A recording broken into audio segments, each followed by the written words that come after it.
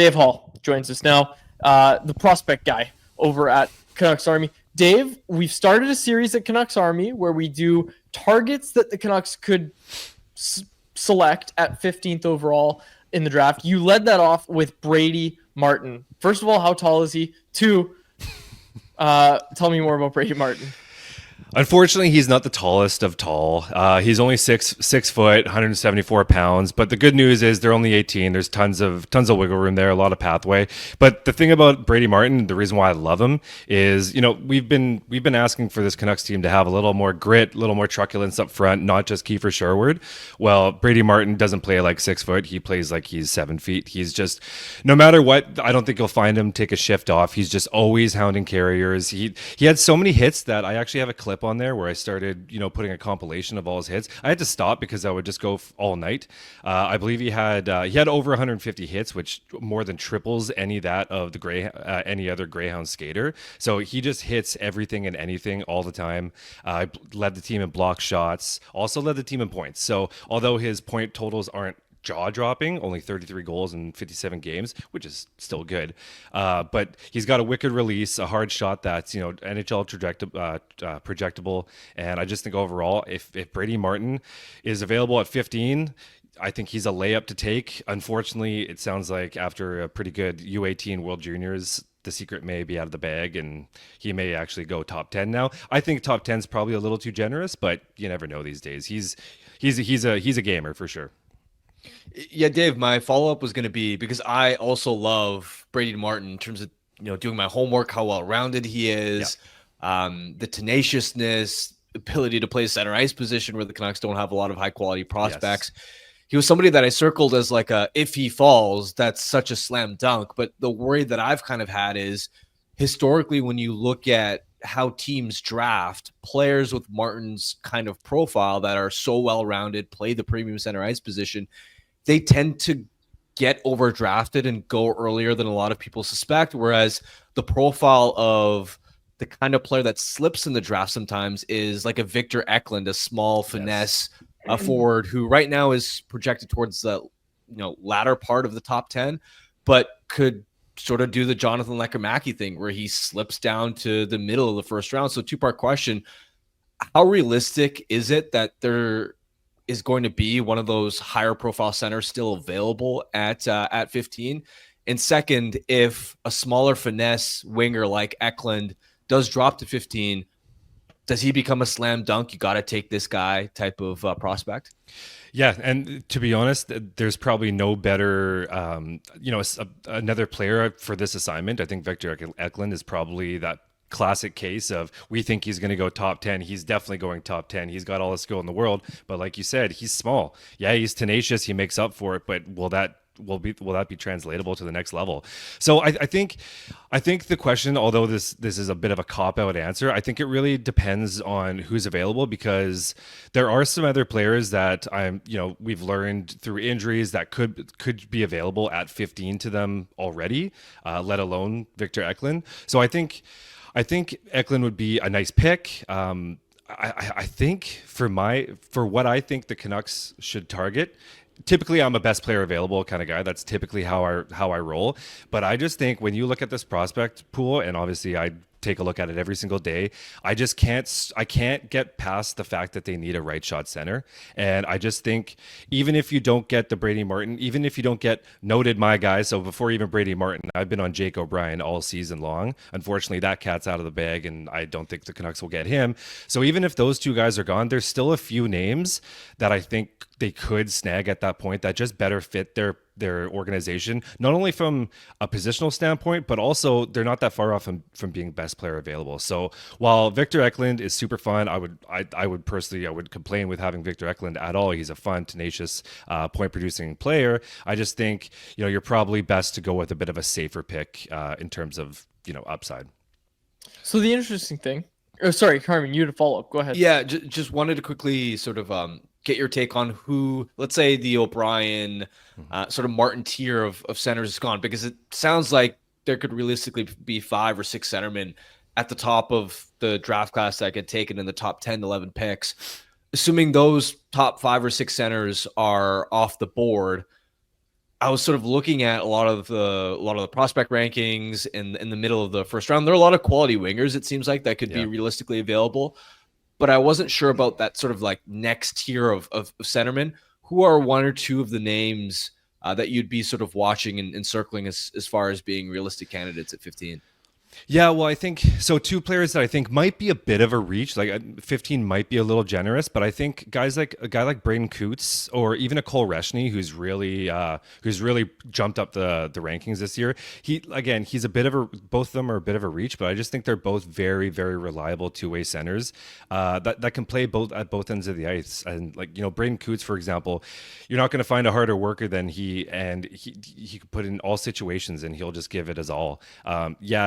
He didn't put up the highest points this year, but he was over a point per game on a pretty low impact offensive team in Seattle. So there is definitely potential for more, and he's just a hard worker that will kill poundies for you. And so I just think Braden Coots is a name that, although it might be like just a couple picks of a reach, that's a name. Cole Reshny, of course, he's really brought it on in the last little bit here, especially the U18s and in the playoffs. But a name that I'm very interested in, and it's all because of an injury, is Carter Bear. Like, I know that he's technically a winger, but I've talked to a few scouts now, and it sounds like, a lot assume that he might be projectable to play at the center ice. He does play center as well, but it sounds like, a lot of people believe that he could do it at the next level. So if a guy like Carter Bear, who, originally was probably a top 10 pick, if it weren't for a season-ending Achilles injury, he's a guy that might be available. And he's the kind of guy that has the same tenacity as all the players we've mentioned so far, but actually has that top 6 pedigree that could actually, put up some points and be a decent player. So yeah, there's a little bit of injury scared, you're a little bit weary of the injury with the Achilles, but it sounds like from everyone I've spoken to, it wasn't a full tear, it was just a partial. So although Achilles can be somewhat of a reoccurring injury, it might be a player that might slide to 15 because they're worried. So if he's available, I think Carter Bear is probably a slam dunk, but then if not, I think a Braden Coots or a Cole Reshny are a pretty good bet as well. Yeah, LC250 was asking you to pick. If Carter Bear, Brady Martin, and Cole Reshny are all available, who are you taking? It sounds like Carter Bear's the answer, but yeah, but that one's close. That one's close. Like, honestly, that one's super close. That's like, at that point, I don't care who it is. I'm really high on Brady Martin, I have to say. Like, I really like Carter Bear, and I think Martin would be my pick, only because with Bear there is the unknown of the injury, right? Like, we just don't know. Achilles, sometimes they're hit or miss, right? So I think he's going to drop because of that. Maybe not to 15, but I can say I don't know who they're running up to pick at that point.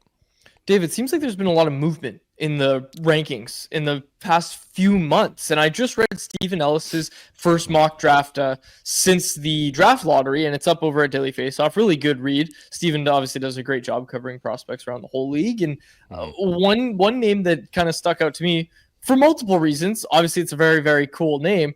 Stephen has the Canucks drafting Roger McQueen at 15th overall from the Brandon Wheat Kings. Tell us about Roger McQueen.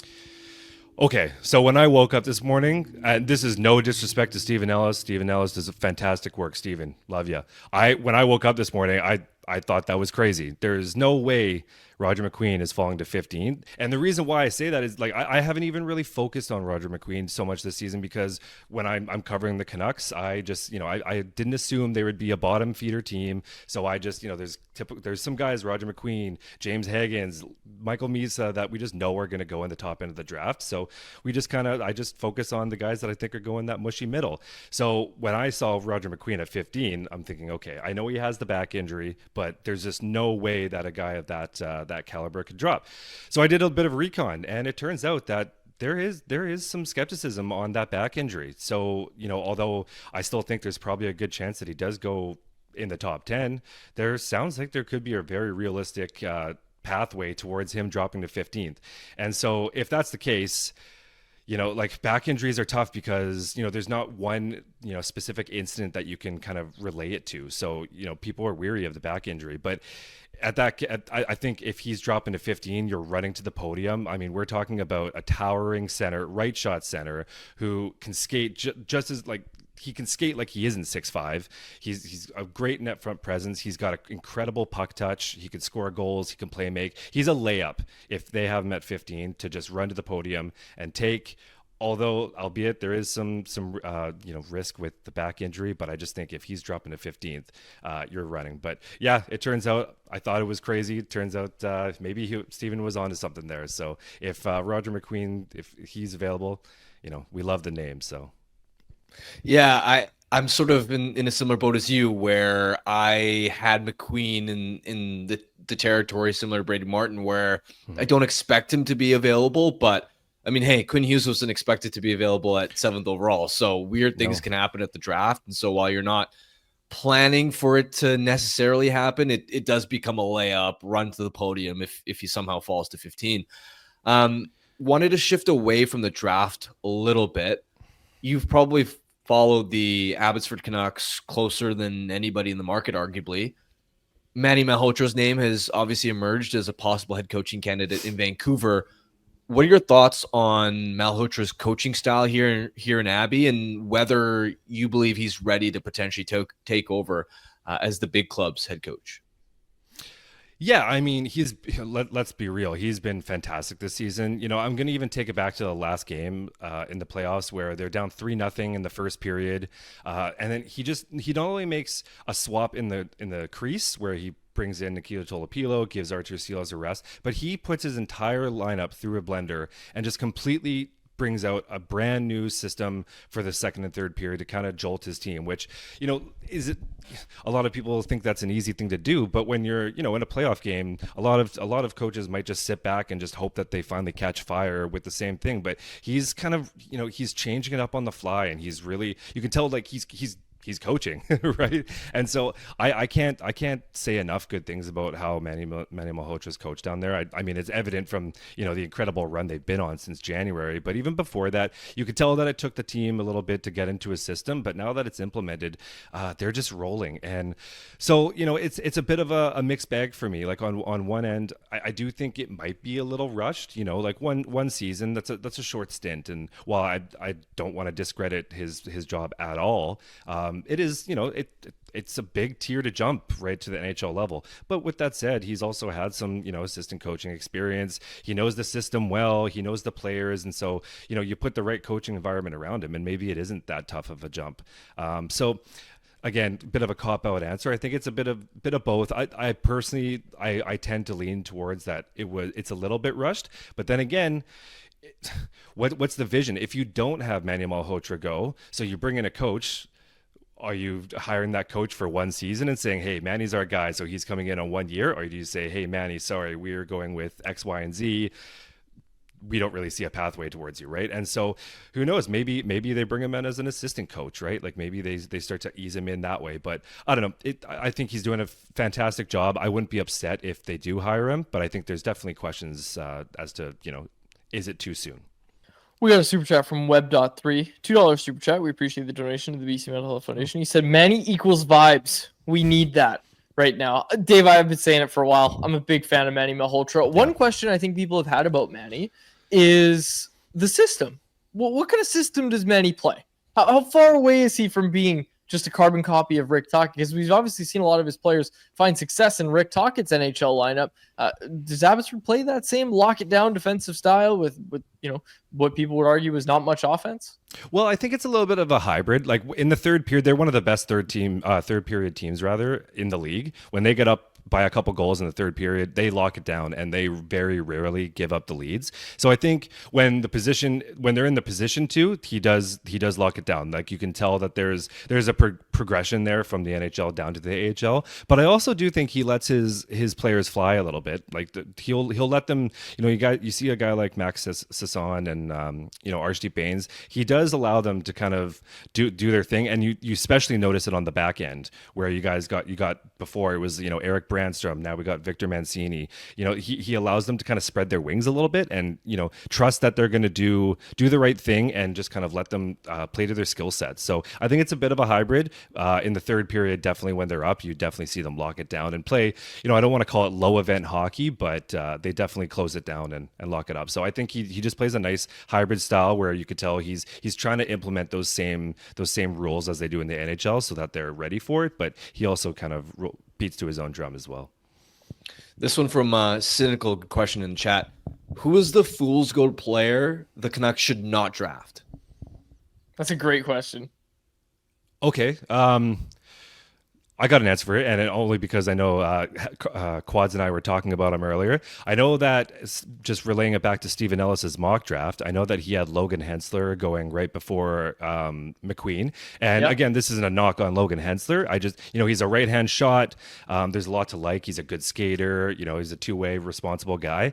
I just think the way that this prospect pool is, and I hate to just keep on bringing it back to that right shot center, like, please. I just think there's a lot more high risk, high reward players that you could probably take in the forward position than a guy like a dependable, steady Eddie, Cole McWard type player like Logan Hensler, right? So it's not a bad pick. Whoever takes him, he's probably going to be a great defenseman. But I just think he's very safe, and I just think if the Canucks do keep Tom Willander, which we all hope he does.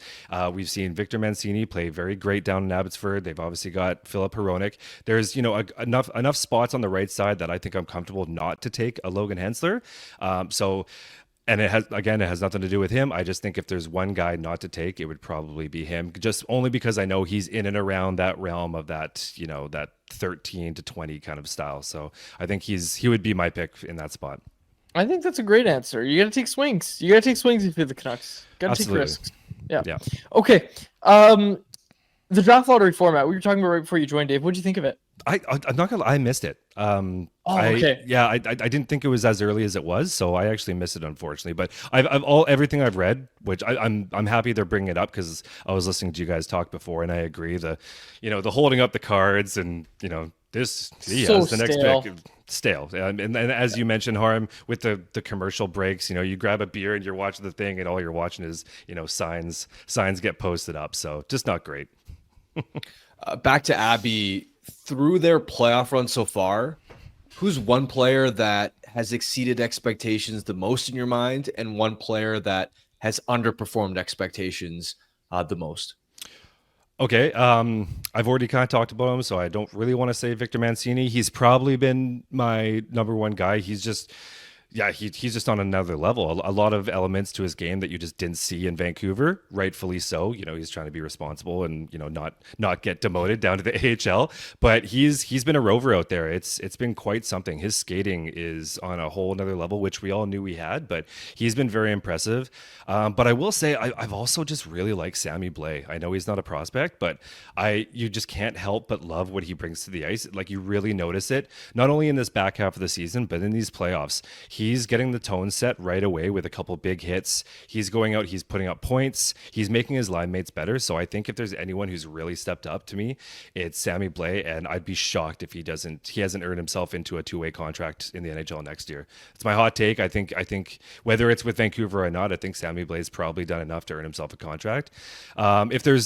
To be quite honest, there's quite a few people that I'd like to see a little more from in the lineup. Even although he has 4 assists, I think Arshdeep Bains has a lot more to give. I think Atu Ratu, although he was injured midway through last game, I think he needs to step up. I think he could do a lot more, especially in the production realm. I think Jonathan Lekkerimäki, before he got injured, I think there was maybe one sequence in game 2, I believe, of the first round, where you were like, oh, he hit the post and then hit this paddle of the stick, and that was literally all we saw from Jonathan Lekkerimäki. And that's despite playing top line minutes, top line power play, getting all the time. He was virtually unnoticeable. So, and then same goes with Danila Klimovic, but with him, you kind of notice, because he's, with all the people coming down, he was kind of dropped down to the third line. So I give him a little more grace, but definitely a lot of the younger guys. Right now it's the Sammy Blais, it's the Jujar Karas, it's the Nate Smiths, it's the Max Sassons. They're all stepping up. So a lot of the younger guys in my eyes. Okay, Dave, last one from me. Try to answer this as unbiasedly as you can, okay? Oh boy. You take a 200-foot view of the Canucks, or 1,000-foot, whatever the saying is. You take a long view of the Canucks situation. Okay. Should they trade the 15th overall pick for immediate help? Patrick Levine sounded open to it. It's the subject of our poll question. What should they do with the 15th overall pick? I know you want to say draft one of these prospects, but when you really look at it, like what do you think the Canucks should do? And you could say draft. You just got to give me your reason. Yeah. Okay. Well, I have reasons for both, and I hate to just come in here and flip flop on all my answers here, but I like there really is like I think they should draft. I think eventually they've picked in the first round twice in the last 6 years, give or take. Don't quote me on. Yeah, it's been a while, and I just you can't win. You just can't win without taking at least one draft pick in the first round for that long. It just can't happen. You can't make enough trades. You can't hit on that many transactions to not build at least something through the draft. So I think there's enough. While it's a bit of a shallower draft, I think at 15th you could still get some players that will play NHL games, like most definitely. So on one hand, I think it's a no-brainer to draft, but then on the same token, there is a desperate need for help up front.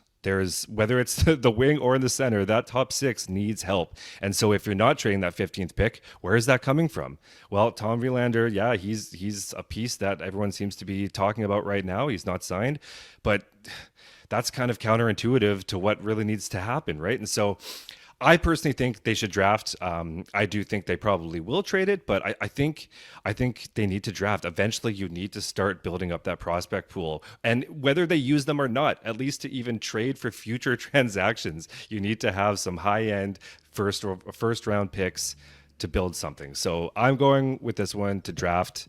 I assume they're going to trade it though. Dave, I appreciate the honesty. Thanks so much for joining us. Always a great time chatting with you. Thanks, my friend. Yeah, thanks, fellas.